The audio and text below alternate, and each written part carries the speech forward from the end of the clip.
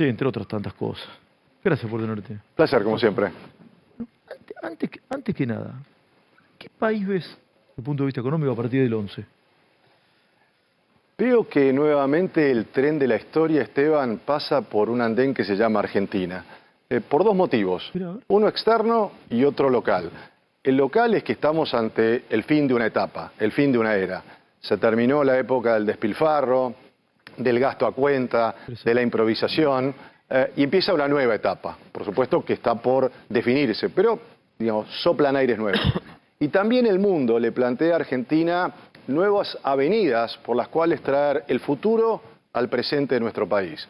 Hoy el mundo reclama transición energética. No se ha hablado mucho, pero en este momento en Dubái hay una cumbre por el cambio climático y todo el mundo está mirando al litio y al cobre para poder producir baterías, para poder atraer inversiones que nos permitan ingresar en ese segmento. Segundo, la seguridad energética. Hoy Europa está transpirando la necesidad de traer energía porque no tiene energía de Rusia.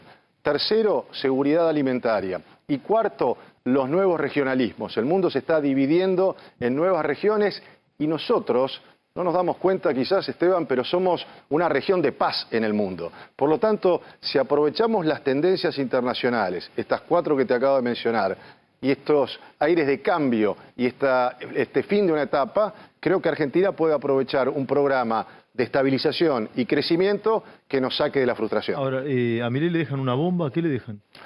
Y le dejan un campo minado por todos lados. Un campo minado. Un campo minado, con lo cual hay que caminar con mucha precisión, digamos, por donde lo mires. Desde, vos mencionabas mi experiencia en el Banco Central está quebrado. Ya El Banco Central está quebrado. Está quebrado, ya ni siquiera... yo hablaba cuando me fui del Banco Central y escribí un libro que se llamó Sin Reservas. Ahora ni siquiera no es que las han dejado en cero, son negativas, es decir, no tenés nada, abrís y tenés solo deudas en el Banco Central. A ver, empezando por ahí, sí. Después mirás la deuda comercial, cuánto le deben las empresas argentinas a sus proveedores del exterior, la deuda pública, la pobreza, que vos hiciste todo tu editorial en la primera parte de tu programa, en fin, son una cantidad de frentes. La clave también es atacarlos en forma simultánea. A ver, ilústrame. Nunca entré al Banco Central. Dentro del Banco Central, ¿qué hay? ¿Una bóveda? ¿Cómo es?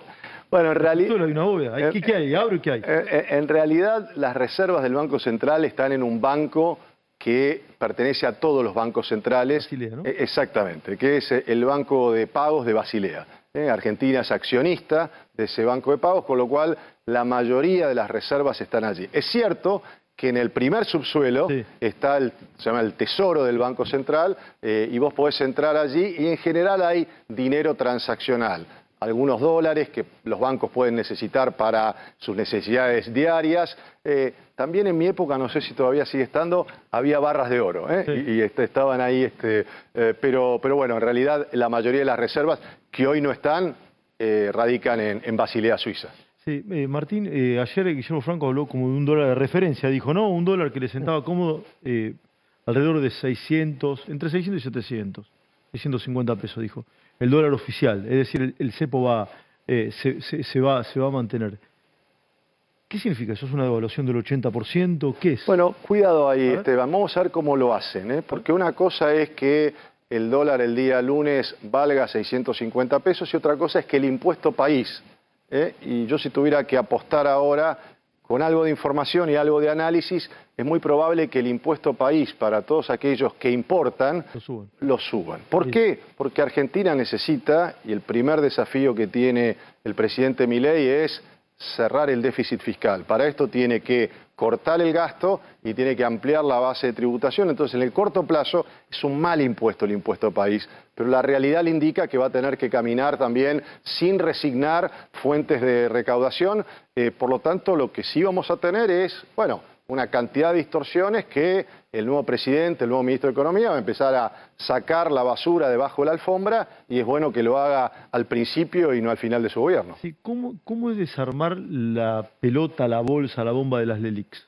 Bueno, yo estoy convencido que necesitas un programa integral. Me parece muy importante la ley ómnibus que va a plantear el presidente, porque aquí no podés mirar un solo problema. ¿Qué haces con el dólar? ¿Qué haces con las LELIQ? Necesitas un programa en donde plantees un programa monetario, un programa de gasto público, un programa de reforma de la administración pública en donde no termines gastando más allá de lo que ingrese, pero también con incentivos a ampliar la base de tributación. Argentina necesita una simplificación impositiva que nos permita que más de un 50% de los argentinos que hoy están en la informalidad pasen en su mayoría a la formalidad.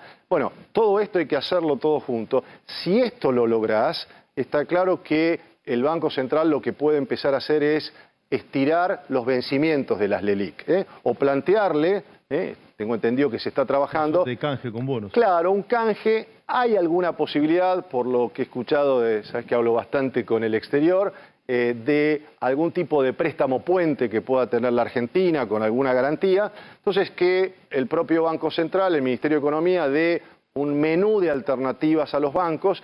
Ahora, yo estoy convencido que no es un problema... No es el tema central para vos. Es un tema importante, sí, muy importante, pero no es el primer tema. Si se logra un programa que esté respaldado por el Congreso, después atendeme bien a la secuencia, después yo espero que el ministro de Economía pueda sentarse el 5 de enero, a más tardar, con el Fondo Monetario Internacional para decirle: vengo con un programa, con una ley ómnibus que está bancada por el Congreso de la Nación, y de manera tal que empiece a negociar un nuevo programa con el Fondo Monetario. Eso lo que va a empezar es a darle previsibilidad a la economía argentina y por lo tanto ir estirando los vencimientos que tienen las LELIQ, bajando la tasa de inflación, bajando la tasa de interés y así haciendo más fácil. Pero probablemente se dé un menú de alternativas, algunos bonos, algo de dólares, si es que se consiguen, y de esa manera se resuelve el problema de las LELIQ. Yo sé que esto no es magia, vos no sos un oráculo tampoco, ni tampoco has confeccionado el plan de gobierno y económico de Javier Milei, de Caputo, etcétera. Con un plan de estas características, o lo que se conoce, ¿la inflación debería comenzar a bajar a partir de cuándo?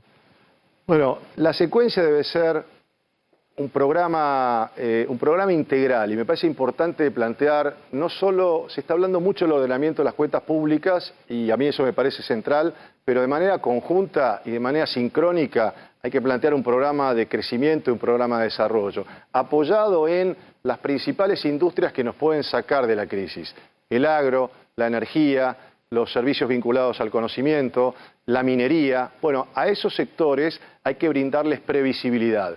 Y yo estoy convencido que necesitamos una política internacional que apoye la política económica para buscar acuerdos internacionales. Por ejemplo, hoy se ha caído el acuerdo Mercosur-Unión Europea. Bueno, no hay que pensar en grandes acuerdos, hay que pensar en acuerdos, por ejemplo, en materia energética, para poder construir los gasoductos que Argentina necesita para poder exportar gas.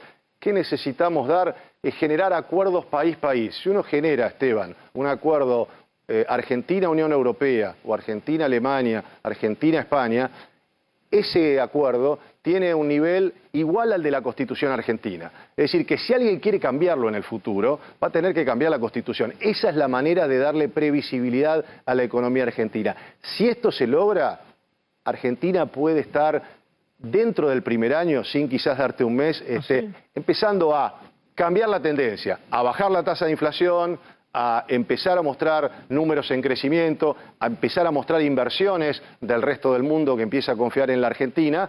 Pero bueno, por supuesto, para esto hay que generar una secuencia. Leyes, un programa que esté bien implementado, la clave también está en la ejecución, un nuevo acuerdo con el Fondo Monetario, unificación cambiaria. Y yo estimo que si las cosas salen bien, hay que hacer la unificación cambiaria cuando tengamos la liquidación de la cosecha de soja, que eso es en el segundo trimestre del año que viene. Burgueño querido, vamos, un lujo tenerlo. No te quiero poner un compromiso, ¿no? Y estoy hablando de política, no de personas. Pero colegas tuyos critican que sea Caputo, ministro de Economía, por ser un especialista en finanzas, cuando lo que se necesitaría es un estratega que sepa de macroeconomía, de todo el escenario.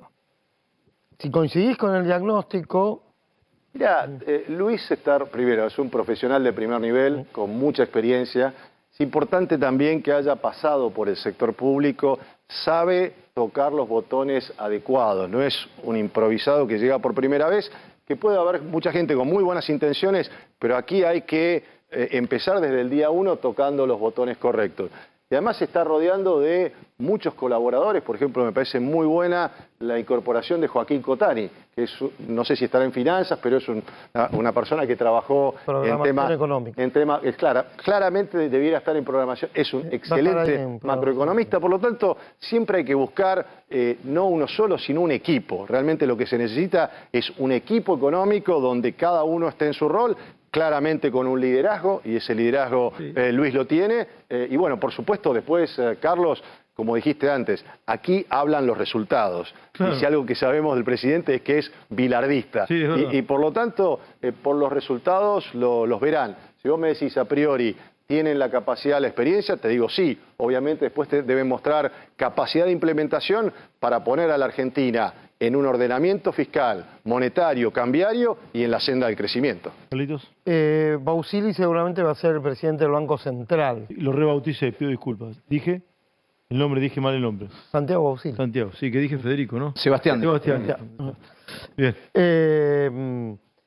Ahora, yo creo que está bien que trabajen en coordinación en esta etapa. Ahora, vamos del mensaje de demoler el Banco Central a el que es socio de Caputo.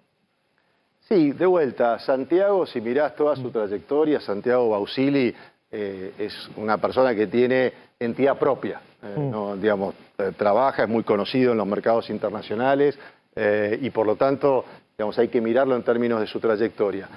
Habiendo pasado por el Banco Central no tiene que ser una isla, pero hoy lo más importante es que esa ley ómnibus tenga un artículo central, que es eliminar de la Carta Orgánica del Banco Central el artículo 20.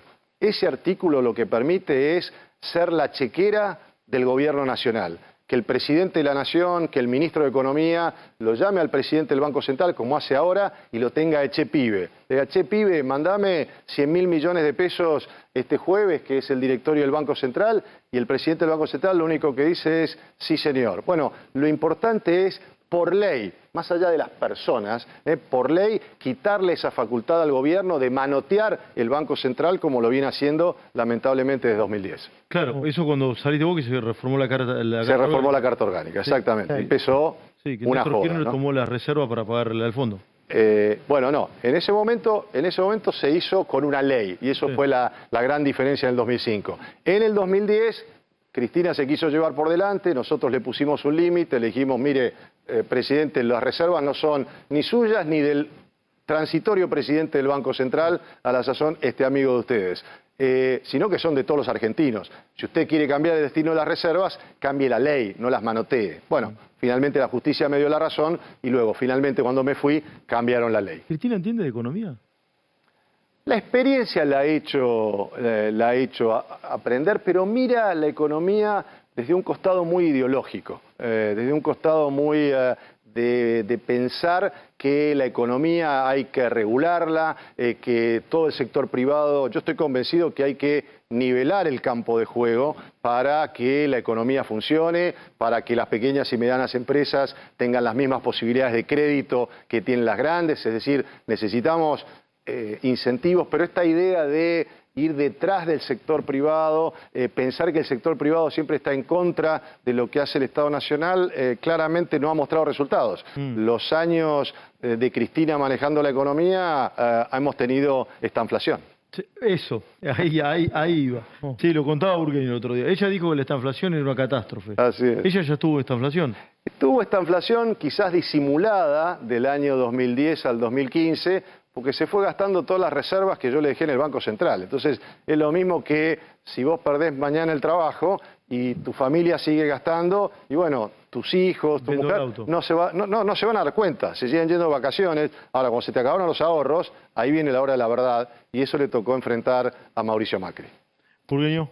Hay un dato en el acuerdo con el Fondo Monetario, creo que está suspendido ya, ¿no? Sí, caído, ¿no? No sé, o caído directamente. Y de hecho caído. De hecho caído, porque no se cumplió nada. Ninguna de las metas. Sí. Bueno, en 5 años, un dato, ¿no? En 5 años el acuerdo con el Fondo Monetario se cayó 4 veces. Debe ser un récord. Algo malo debe haber ahí, ¿no? Sí, alguien hizo mal las cosas de los dos lados. O los Bueno, dos. el acuerdo para el año que viene, si se cumpliera, le permite a la Argentina un déficit de 0,9. Así es. Milei dice que va a lograr un superávit. ¿No convendría seguir el acuerdo con el fondo y que el ajuste sea menos bravo? Yo diría que hay que cambiar el acuerdo con el fondo, porque como vos lo dijiste hace un instante, digamos, si ya hay 5 veces que se falló, quiere decir que hay algo que está equivocado.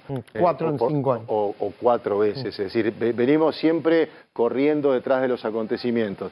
Yo siempre le digo a los técnicos del fondo, que los conozco hace 20 años, siempre tenemos respeto profesional, pero les digo, ustedes tienen una medida igual para todos los países. Se trate de Malasia, se trate de Sudáfrica, a cada país que tiene un problema y pasa por la ventanilla del fondo le dan la misma receta, devalúe y ajuste fiscal. Y cada país tiene su propia idiosincrasia. Cuando les planteo esto, dicen, no, me dicen, ahora, después de la pandemia hemos cambiado, ahora tenemos 3 medidas, pequeño, mediano y grande, y hay que ver qué país se ajusta a cada una de esas medidas. Bueno, el programa tiene que ser hecho en la Argentina, por argentinos, un programa de estabilización y crecimiento. Entonces hay que cambiar la lógica de la relación con el fondo, cambiar el programa y por supuesto darle la impronta que quiere el presidente. Pero reitero, que sea de estabilización, Argentina no tiene crédito, pero que también que plantee un sendero de crecimiento y desarrollo hacia adelante. De 1 a 10, el gobierno de Alberto Fernández en materia económica. Por los resultados está aplazado, está aplazado. Si tomás 2019, esto hay que ser objetivo, no sin ponerle ninguna dosis de subjetividad. Tomás los números de la Argentina en 2019 y los tomás en 2023. La inflación, el crecimiento económico, la pobreza, las reservas del Banco Central, el comercio exterior, la distribución del ingreso. Alguno te va a decir, creció el empleo. Sí, pero creció el empleo de monotributistas. Lo que tenés más son laburantes independientes. No se ha creado empleo privado. No se le ha prestado atención a los sectores productivos, a las pymes, a darles crédito a más largo plazo para que puedan crecer. Todos los indicadores son peores. Martín, si nos permitís, hacemos 2 preguntas más y te liberamos. Trione, querido, vamos. Sí, que haya crecido el monotributista significa que hay una flexibilización laboral encubierta, porque en muchos casos el que no factura no labura. Pero te quería preguntar, este dólar razonable que planteaba Francos, ¿quién gana en este tiempo que vale 1.000 pesos un dólar y cuando el dólar razonable debería ser de 650? ¿Quién está haciendo un negocio ahí? Bueno, a ver... ¿O no crees que 650 es un dólar razonable? No, es que nunca podés tomar, y seguime con esto que creo que es un concepto muy importante, no se puede tomar una variable económica aislada.